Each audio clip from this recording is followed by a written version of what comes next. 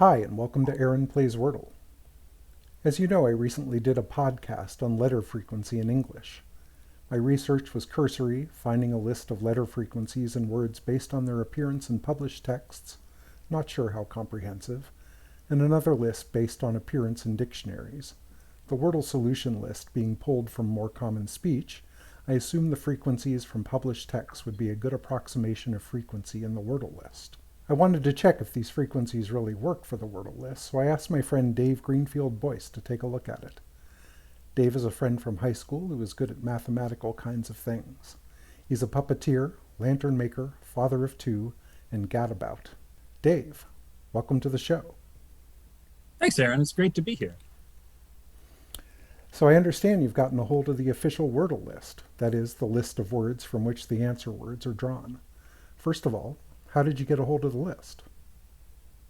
Well, actually, anyone can get a hold of the list really easily because the code that gets downloaded to your browser when you're playing Wordle includes the list in it, or actually both lists, the list of solution words and also the bigger list of words you're allowed to guess. For what I was doing, I only needed the shorter list that has the solution words. I didn't actually get it that way because I'm lazy. I just got the list from someone else who had posted it online. A weird thing about the list is that when it downloads to your computer, it's actually in order of how the solutions are going to appear in the daily puzzles. So if you look at this list, you can never play Wordle again because you've seen all the answers. So before I looked at it, I alphabetized the list so it wouldn't give away the answers. Are you using the latest lists? I know there have been some changes since the New York Times acquired Wordle.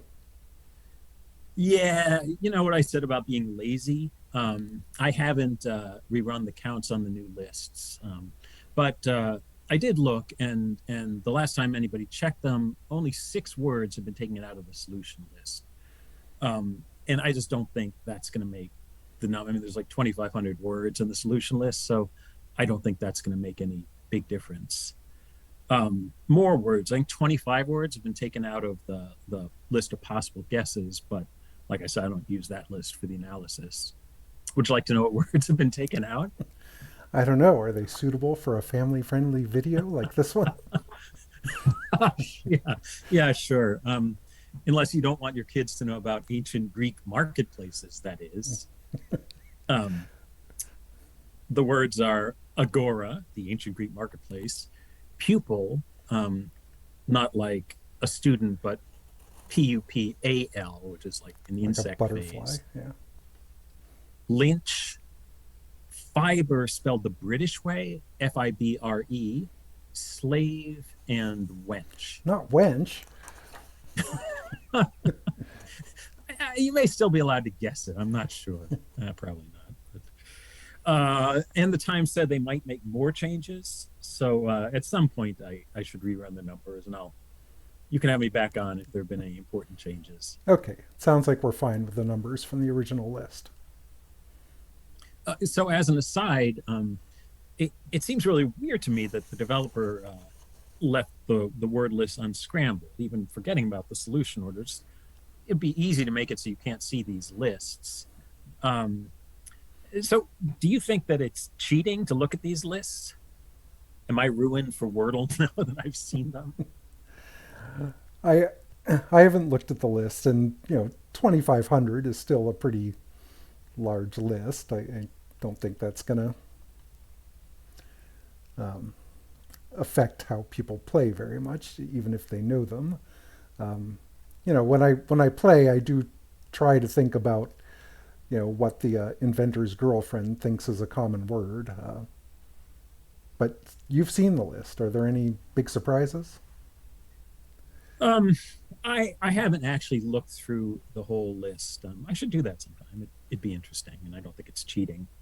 But I did try it. Out of curiosity, I tried pasting the list into Microsoft Word to see if spell check would have a problem with any of the words, and it. I think there were like 15 words it didn't recognize. Here, take a look at them. Okay, here they are on screen. Words from the short list that MS Word marked as misspelled.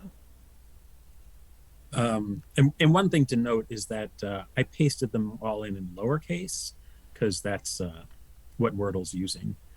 Um, the only word that I didn't actually know was the word Tonga, which is some kind of Indian horse card. I don't know that one either. Of the others in the list, I'd say that a clot is the one that I think might not be common enough to make the list, at least in most people's vocabulary. I do note Um, that fiber is there that got excised. that's true. I wonder if the New York Times did the same thing. Um, so I think that yeah, I think these are pretty legit words. Um, Yeah, I mean, every once in a while I wonder if things like Welsh would be capitalized or not when they come up when I'm playing.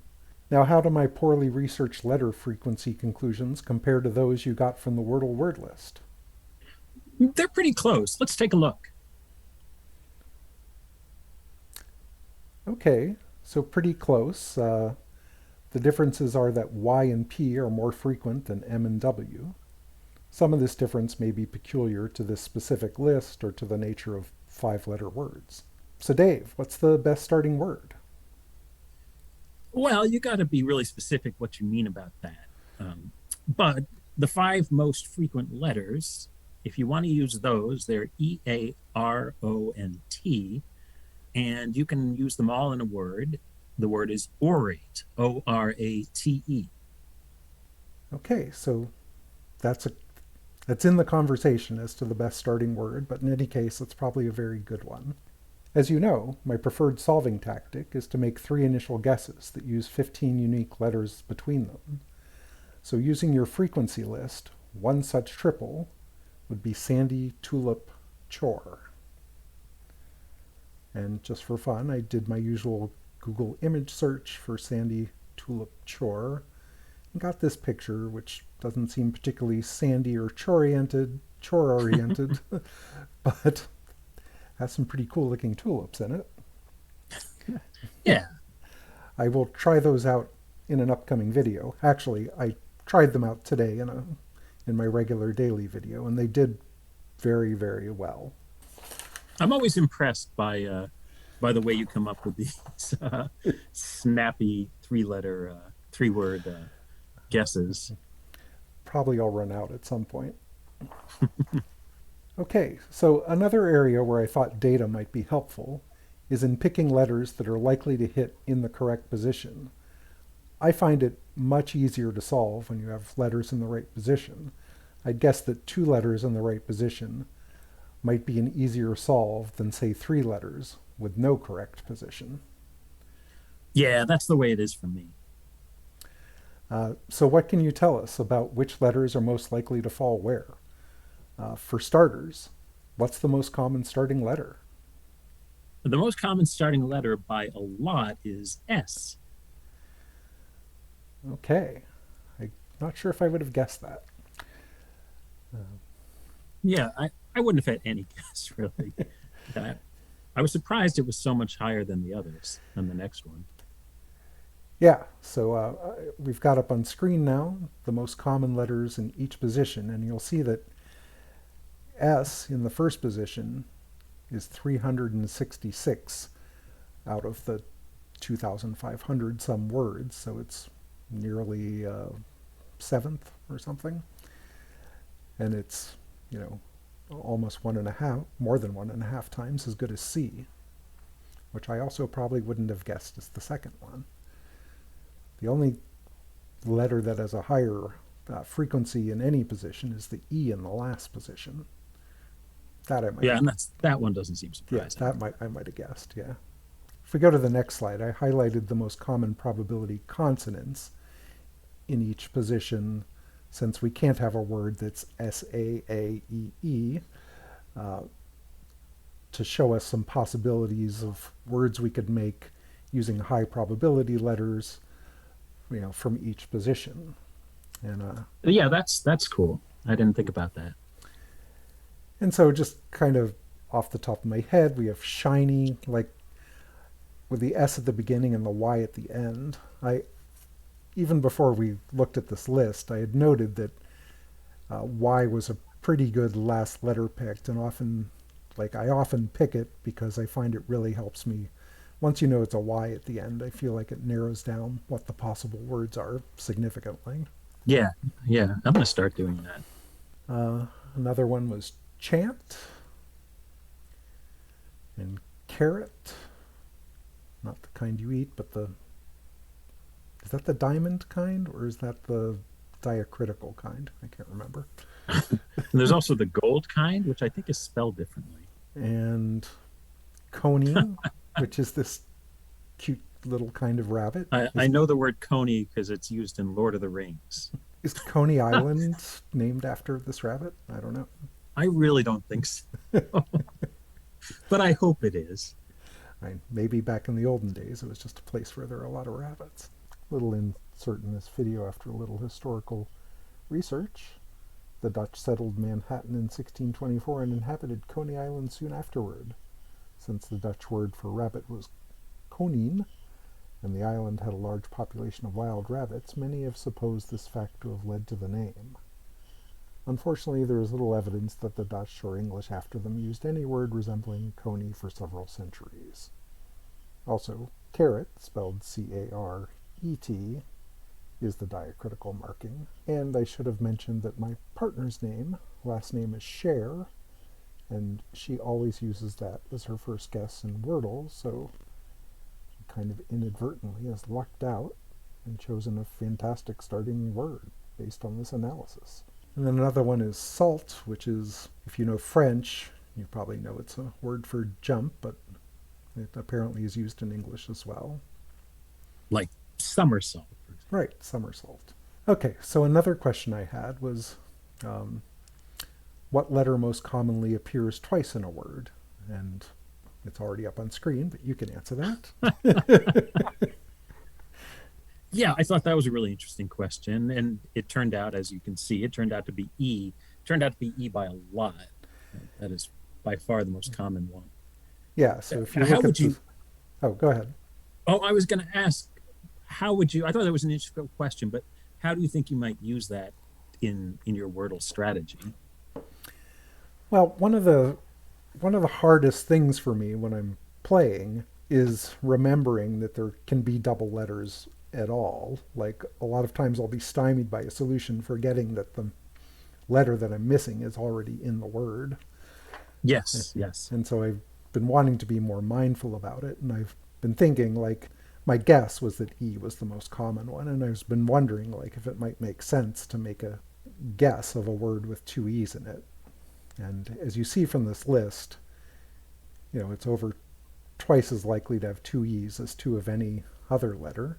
I wasn't too surprised by O because there's all those words like goose and moose and boots and whatnot. So here's a question.